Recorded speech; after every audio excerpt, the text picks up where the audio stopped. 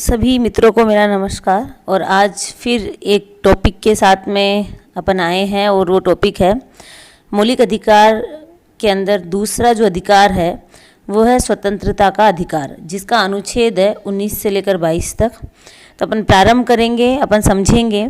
मैंने आपको पहले वाले वीडियो में ये बताया था कि भाग 3 के मौलिक अधिकार में कुल 6 प्रकार के अधिकार दे रखे हैं। उसमें अपन पहले का जो वीडियो है उसमें अपन समानता के अधिकार को अपन ने सविस्तार पूर्वक पढ़ा, समझा। और अब अपन नया टॉपिक जो स्वतंत्रता का अधिकार है उसको बढ़ेंगे, जो अनुच्छेद 19 से लेकर 22 तक है। तो मेरा नाम है ज्योति अग्रवाल। टॉपिक को समझेंगे, वीडियो को कंटिन्यू देखें, लगातार देखें, अंत तक देखें। और समझ में अगर आपको आता है तो सब्सक्राइब भी करें और लाइक का बटन भी आप दबाएं। तो प्रारंभ करते हैं अपन मौलिक अधिकारों में स्वतंत्रता का अधिकार अनुच्छेद 19 से लेकर 22 तक। तो अनुच्छेद 19 क्या कहता है? अनुच्छेद 19 ये कहता है वाक स्वातंत्र्य आदि विषयक कुछ अधिकारों का संरक्षण, मतलब वाक अभिव्यक्ति की स्वतंत्रता। अनुच्छेद 19 कहता है कि प्रत्येक व्यक्ति को बोलने का अधिकार है, ये अनुच्छेद 19 कहता है। ठीक है भाई। अब अनुच्छेद 19 में और किस किस प्रकार के जो अधिकार दिए हुए हैं, इसका मेन जो बिंदु है वो तो है कि अभिव्यक्ति की स्वतंत्रता, कि आप अपने विचारों को अभिव्यक्त कर सकते हैं, ये अनुच्छेद 19 कहता है।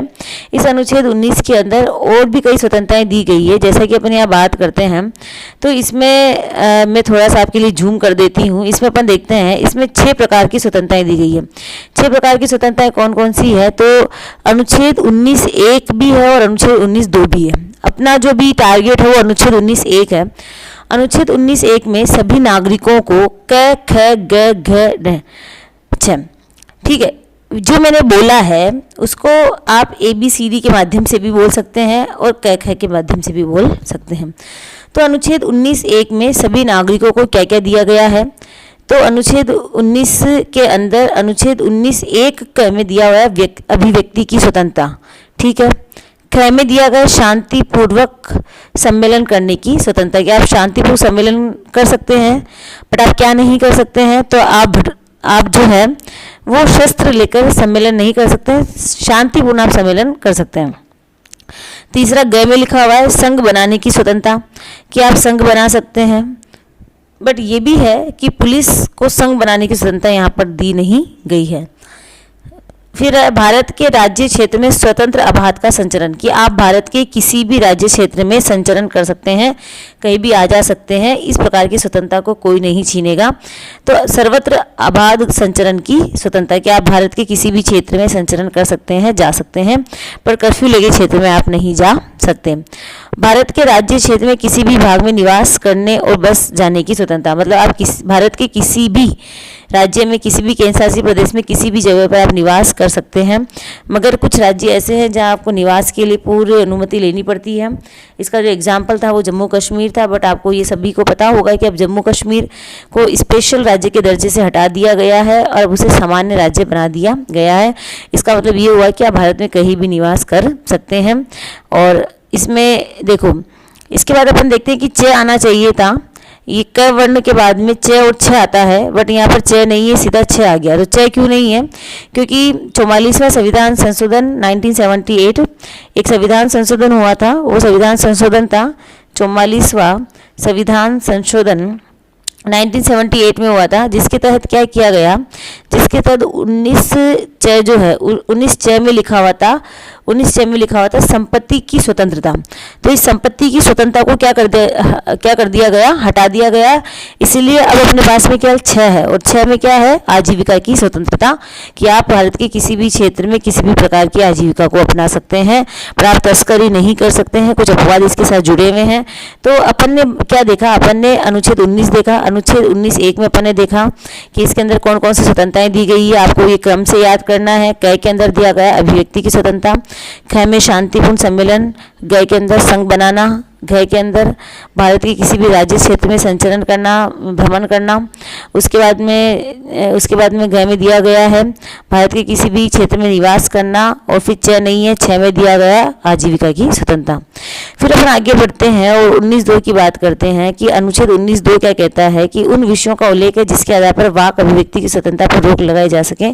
ये विषय निम्नलिखित है। मतलब क्या है कि आपको आपकी जो स्वतंत्रता दी गई है 19(1) में, 19(1) में आपको क्या दिया गया है, आपको 19(1) में जो भी स्वतंत्रताएं दी गई है वो स्वतंत्रताएं आपको बिल्कुल स्वतंत्र रूप से प्राप्त है, इस पर किसी प्रकार की कोई बाधा नहीं है। मगर ये अनुच्छेद 19(2) ये कहता है कि अनुच्छेद 19(1) में जो दिया गया है वो अनुच्छेद 19(2) में, अनुच्छेद 19(1) में जो दिया गया है अनुच्छेद 19(2) उस पर रोक लगा सकता है। मगर कब लगा सकता है, वो अनुच्छेद 19(1) पर रोक तब लगाएगा जब राज्य की सुरक्षा से संबंधित कोई विषय हो और आपको अनुच्छेद 19(1) में जो स्वतंत्रता दी गई है उसके तहत रोक लग जाएगी।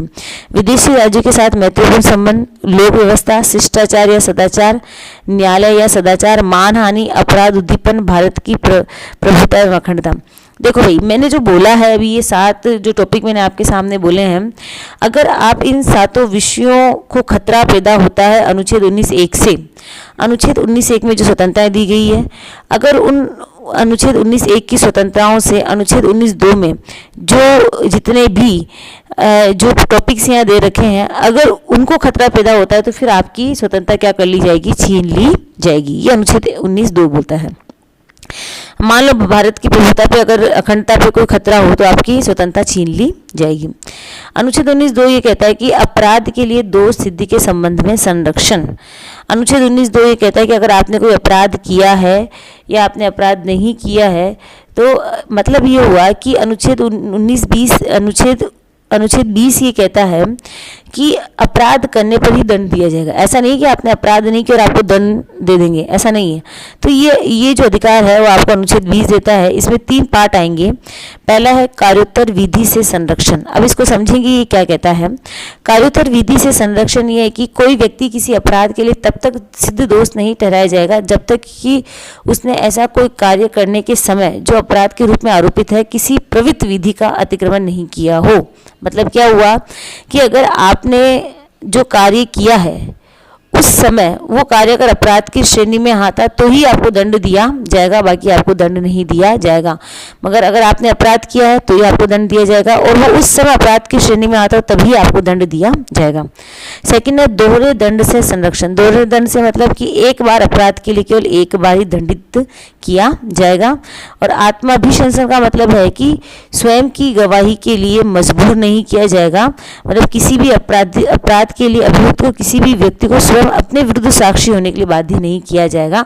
उसे ये नहीं कहा जाएगा कि तो अपने विरुद्ध खुद बोल। तो ये है आत्माभिशंसन, दोहरे दंड से निषेध, और फिर अपने देखा कार्योत्तर विधि से संरक्षण। और ये बात जो कौन सा अनुच्छेद कहता है, अनुच्छेद 20 अपराधों के लिए दोष सिद्धि में संरक्षण। उसके बाद में अनुच्छेद 21 की ओर आगे बढ़ते हैं और अनुच्छेद 21 ये कहता है कि प्राण और दैहिक स्वतंत्रता का संरक्षण। बड़ा सिंपल सा अर्थ है कि प्रत्येक व्यक्ति को अपने प्राणों की रक्षा करने का अधिकार है। ये सिंपल सा अर्थ इसका है। अनुच्छेद 21 के अंतर्गत यही वाली बात आती है कि किसी भी व्यक्ति को उसके प्राण व दैहिक स्वतंत्रता से विधि द्वारा स्थापित प्रक्रिया के अनुसार ही वंचित किया जाएगा, अन्यथा नहीं। मतलब क्या हुआ कि प्रत्येक व्यक्ति को अपने प्राण व दैहिक स्वतंत्रता का पूर्ण अधिकार है, उसे कोई वंचित नहीं कर सकता। और अगर राज्य भी वंचित करता है तो वो किसी विधि बनाकर ही वंचित कर सकता है, अन्यथा उसको वंचित नहीं किया जाएगा। मतलब प्रत्येक व्यक्ति को क्या किया गया, प्रत्येक व्यक्ति को जीने का अधिकार दिया गया। ये सारी थ्योरी उसी से संबंधित है। तो आप वीडियो को पॉज करके ये थ्योरी आप आराम से देख सकते हैं। उसके बाद अनुच्छेद 21 के अंदर और भी कई प्रकार की स्वतंत्रताएं दी गई है, जैसे चिकित्सा का अधिकार है, शिक्षा का अधिकार, पर्यावरण संरक्षण का अधिकार, त्वरित विचारण का अधिकार, कामकाजी महिलाओं का यौन शोषण से संरक्षण का अधिकार, निःशुल्क विधिक सहायता का अधिकार, लावारिस मृतकों का शिष्टता एवं शालीनता से दाह संस्कार का अधिकार, भिखारियों के पुनर्वास का अधिकार, धूम्रपान से संरक्षण का अधिकार, विद्यार्थियों की रैंकिंग से संरक्षण का अधिकार, सौंदर्य प्रतियोगिताओं में नारी गरिमा को बनाए रखने का अधिकार, बिजली एवं पानी का अधिकार, हथकड़ी, बेड़ियों एकांतवास में से संरक्षण का अधिकार, प्रदूषण रहित जल एवं हवा का उपयोग करने का अधिकार। जो भी मैंने आपके सामने यहाँ वाचा है वो सारा ही जो अधिकार है वो अनुच्छेद जो अपन यहाँ पढ़ रहे हैं उस अनुच्छेद 21 के अंदर दिया हुआ है। तो अनुच्छेद 21 प्राण व दैहिक स्वतंत्रता की बात करता है, साथ ही साथ वो अन्य कई अधिकारों की बात करता है जो मैंने आपके सामने सामने यहाँ पर बोले भी हैं, यहाँ पर लिखे हुए भी हैं। आप अगर लिखना चाहें तो वीडियो को पॉज करके आप लिख सकते हैं। उसके बाद में सबसे इम्पोर्टेंट बात ये आती है, और ये आती है निजता का अधिकार। संविधान के अनुच्छेद 21 के तहत जीवन और व्यक्तिगत स्वतंत्रता का स्वाभाविक अंग, मतलब कि प्रत्येक व्यक्ति को अपनी निजता का अधिकार है, वो अपनी बातों को प्रकाशित करने का, उस पर जोर जबरदस्ती नहीं की जा सकती। तो ये जो हुआ था, ये कब हुआ था? तो प्रधान न्यायाधीश JS खेहर की अध्यक्षता वाली 9 सदस्यीय संविधान पीठ ने फैसले में कहा था कि निजता का जो अधिकार है वो संविधान के अनुच्छेद 21 के तहत ही है, इसे अलग से नहीं गिना जाएगा, ये मौलिक अधिकारों में ही गणना की जाएगी। और ये जो अधिकार दिया गया निजता का अधिकार, ये के पुत्ता स्वामी बनाम भारत संघ बाद में 24 अगस्त 2017 को सुप्रीम कोर्ट ने यह फैसला लिया था। तो मैंने आपसे आप तक क्या पहुंचाया? मैंने आप तक पहुंचाया कि निजता का जो अधिकार है वो अनुच्छेद 21 में शामिल किया गया है और इसे भी मौलिक अधिकार का दर्जा दिया गया है। अनुच्छेद 21 का जो बहुत ज़्यादा इम्पोर्टेंट है, और ये जो जोड़ा गया था, ये जोड़ा गया था 86वां संविधान संशोधन 2002 में। भारत के संविधान में स्थापित अनुच्छेद 21 क, मतलब अनुच्छेद 21 क जो है, इसे 86वां संविधान संशोधन 2002 के समय जोड़ा गया। और इसमें क्या जोड़ा गया? इसमें जोड़ा गया कि 6 से 14 वर्ष तक के बच्चों को अनिवार्य व निःशुल्क शिक्षा दी जाएगी। निःशुल्क व अनिवार्य शिक्षा की व्यवस्था पूर्ण रूप से की गई है, और ये जो व्यवस्था की गई है बाल शिक्षा अधिनियम 2009 के तहत की गई है। ठीक है, इसे भारत सरकार ने कब लागू किया था? 1 अप्रैल 2010 को। और अगर अपने से पूछ ले कि राजस्थान सरकार ने कब लागू किया, तो 1 अप्रैल 2011 को। उसके बाद लगातार आगे बढ़ते हैं और अपने समय को बिल्कुल अपन वेस्ट नहीं करेंगे। अनुच्छेद 22 ये कहता है गिरफ्तारी और निरोध से संरक्षण, मतलब ये है कि अगर किसी व्यक्ति को गिरफ्तार किया जाता है तो उस व्यक्ति को कई तरह के संरक्षण दिए जाते हैं, जिसमें यह है कि अगर किसी व्यक्ति को गिरफ्तार किया गया है तो उसे 24 घंटे के अंदर मजिस्ट्रेट के सामने उपस्थित किया जाएगा। अगर मजिस्ट्रेट कहता है कि इसे लगातार गिरफ्तार किया जाए तो इसे कंटिन्यू रखा जाएगा। अगर मजिस्ट्रेट ने कह दिया कि इसे छोड़ दिया जाए तो 24 घंटे के अंदर इसे पुनः छोड़ दिया जाता है। मतलब ये कि अगर किसी व्यक्ति को गिरफ्तार किया जाता है तो उसको ये अधिकार दिए गए हैं कि 24 घंटे के अंदर मजिस्ट्रेट के सामने उसे उपस्थित किया जाएगा। इसमें एक बात और ध्यान देने योग्य है कि इसमें आने जाने का समय गिना नहीं जाता है, काउंट नहीं होता है। उसके बाद में ख ये कहता है, अपन 22 ख की बात कर रहे हैं, गिरफ्तारी के कारणों से यथा शीघ्र अवगत कराए जाने का अधिकार। मान लो आपको गिरफ्तार करने आता है तो आप ये पूछने का अधिकार रखते हैं कि भाई मुझे क्यों गिरफ्तार किया जा रहा है, मैंने क्या अपराध किया है। इससे संबंधित आप प्रश्न यहाँ पर कर सकते हैं, और ये जो अधिकार देता है आपको मौलिक अधिकार देता है। इसके बाद में ये है कि अगर आपको ये कहता है कि अगर आपको गिरफ्तार कर लिया गया तो आपको अपने बचाव में कार्य करने का अधिकार है। आप अपने बचाव में कार्य कर सकते हैं। मान लो आपको गिरफ्तार करने आया तो आप अपने वकील को, अपने किसी संबंधित व्यक्ति को बचाव के लिए बुलवा सकते हैं।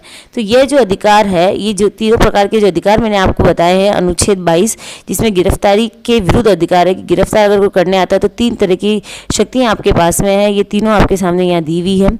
उसके बाद में बात ये आती है कि ये जो तीनों शक्तियां हैं, ये तीनों जो अधिकार हैं, ये किनको प्राप्त नहीं है। तो ये बात यहाँ पर आती है कि जिसको निवारण निरोध विधि के अधीन गिरफ्तार किया गया हो और गिरफ्तार व्यक्ति को यह अधिकार, मतलब ये हुआ कि 2 तरह की बातें आती है। अगर शत्रु विदेशी को अगर आपने गिरफ्तार कर लिया हो, अगर किसी शत्रु विदेशी को गिरफ्तार किया है तो उसको 24 घंटे में छोड़ना जरूरी नहीं है, उसे कारण बताना जरूरी नहीं है, और उसे अपने बचाव में कार्य करने का अधिकार भी नहीं है।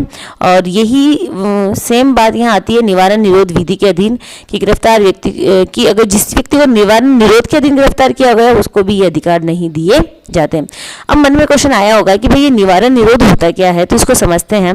निवारण निरोध राज्य के अधीन एक सांविधिक शक्ति है जिसके तहत राज्य के किसी भी व्यक्ति को कोई संभावित अपराध करने से रोकने के लिए हिरासत में ले सकता है। मतलब समझ में आया कि अगर किसी व्यक्ति पर आपको शक हो रहा हो कि भाई ये अपराध कर सकता है, अभी किया नहीं है, अपराध कर सकता है, तो आप उसे क्या कर सकते हैं, गिरफ्तार कर सकते हैं। और ये आपको जो अधिकार देता है वो 22(3) देता है। यदि किसी व्यक्ति को निवारण निरोध के तहत गिरफ्तार किया गया है तो उसे अनुच्छेद 22(1) और अनुच्छेद 22(2) के तहत गिरफ्तार और हिरासत के खिलाफ संरक्षण का अधिकार प्राप्त नहीं होगा। मतलब जो मैंने आपको पहले बताया था वो अधिकार इसको प्राप्त नहीं होंगे। उस व्यक्ति को अनुच्छेद 19, अनुच्छेद 21 के तहत प्रदान की गई व्यक्ति को स्वतंत्रता भी प्राप्त नहीं होगी। राज्य द्वारा किसी भी व्यक्ति को निवारण निरोध के तहत निम्नलिखित 4 आधारों पर गिरफ्तार किया जाता है। मतलब आपको निवारण निरोध के तहत गिरफ्तार किया जा रहा है तो ये 4 मुद्दे होने चाहिए, तभी वो वैलिड होंगे। राज्य की सुरक्षा से संबंधित अगर उसको शक हुआ हो कि आप राज्य को कोई ना कोई नुकसान पहुंचा सकते हैं तो आपको निवारण निरोध के तहत गिरफ्तार किया जाएगा। सार्वजनिक व्यवस्था को बनाए रखने से संबंधित अगर आप उसको आघात पहुँचाने वाले हैं तो आपको गिरफ्तार किया जाएगा। आवश्यक सेवाओं की आपूर्ति, रखरखाव तथा उनकी रक्षा को आप क्षति पहुंचाने वाले हैं तो आपको गिरफ्तार किया जाएगा। और विदेशी मामलों में भारत की सुरक्षा को आप अगर क्षति पहुंचाने वाले हैं, खतरा करने वाले हैं, अगर खतरा पहुंचाने वाले हैं तो आपको गिरफ्तार किया जाएगा निवारण निरोध के तहत।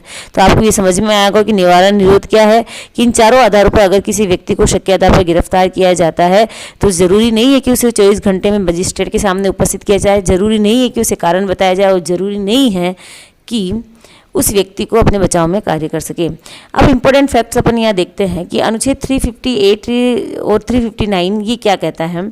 अनुच्छेद 358 में ये लिखा हुआ है कि अगर आपातकाल लगता है तो अनुच्छेद 19 स्वतः समाप्त हो जाएगा। मैंने आपको पहले पूर्व बताया था कि अनुच्छेद 19 में 6 प्रकार की जो स्वतंत्रताएं हैं, वाक अभिव्यक्ति, संघ बनाना, सम्मेलन करना, भ्रमण करना, निवास करना, आजीविका अपनाना, तो इस प्रकार की जो स्वतंत्रताएं हैं ये अगर आपातकाल लगता है तो ये आपकी इस प्रकार की स्वतंत्रताएं छीन ली जाएगी। मगर जैसे ही आपातकाल समाप्त हुआ ये स्वतंत्रता आपको पुनः दे दी जाएगी। और ये जो बात कहता है वो आर्टिकल 358 कहता है। उसके बाद अपन देखते हैं कि एक संविधान संशोधन हुआ था, 44वां संविधान संशोधन 1978। उसमें ये कहा गया था कि आर्टिकल 359 में यह संशोधन किया गया कि आपातकाल के समय अनुच्छेद 20 व अनुच्छेद 21 समाप्त नहीं होंगे। मतलब दो बातें आपके सामने आ गई है कि अगर आपातकाल लगा तो अनुच्छेद 19 समाप्त कर देंगे, बात समझ में आ गई। जबकि आपातकाल के समय अनुच्छेद 20 व 21 समाप्त नहीं होंगे। अनुच्छेद 20 क्या कहता है, तो अनुच्छेद 20 व अनुच्छेद 21, अनुच्छेद 20 कहता है दोष सिद्धि और अनुच्छेद 21 कहता है प्राण व दैहिक स्वतंत्रता। ये दोनों जो अधिकार हैं ये भले आपातकाल लगे या नहीं लगे मगर ये किसी भी स्थिति में समाप्त नहीं किए जाएंगे, जबकि आपातकाल के समय अनुच्छेद 19 समाप्त हो जाता है। तो आपको ये समझ में आई होगी। मैंने आप तक ये पूरा मैटर पहुंचाने की कोशिश करी है। ये पूरा मैटर अनुच्छेद 19, अनुच्छेद 20, अनुच्छेद 21 और अनुच्छेद 22 जो डिफाइन करता है स्वतंत्रता का अधिकार। तो वीडियो को आपने लगातार देखा, आपने समझा, तो अगले वीडियो का इंतज़ार करें। ओके, बहुत बहुत धन्यवाद आपका।